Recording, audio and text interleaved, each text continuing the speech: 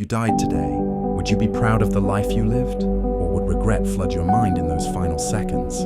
Think about it. Would you be proud? Or would you wish for just a little more time to do what you always said you'd do? But here's the harsh truth. You're not running out of dreams.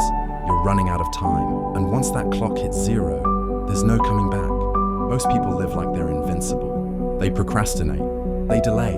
They tell themselves, I'll do it tomorrow. But tomorrow never comes. And every second you waste is another second closer to a life filled with regret.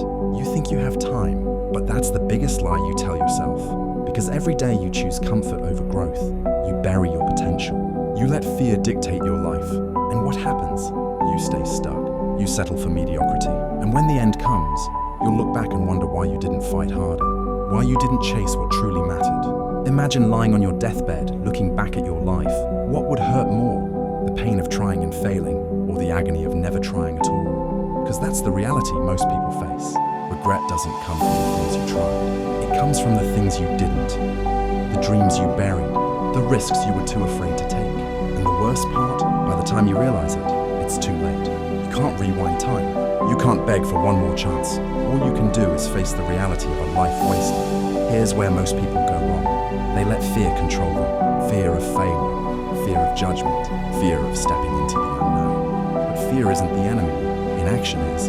Every time you let fear win, you give up control of your own life. And that's how regret creeps in. Slowly, quietly, until one day, it's too loud to ignore. And by then, you're trapped in a prison of your own making, where your dreams are dead, and your future is a reflection of everything you avoided. But here's the truth. You don't have to live like that. You can change. You can break free from the chains of mediocrity.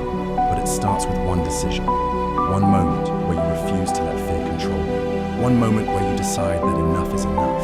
Because if you don't act now, you'll look back one day and wonder why you waited so long. And that's a pain far worse than any failure. So ask yourself right now, if you died today, would you be proud? Or would you beg for just one more chance? Don't let that be your story. Start today.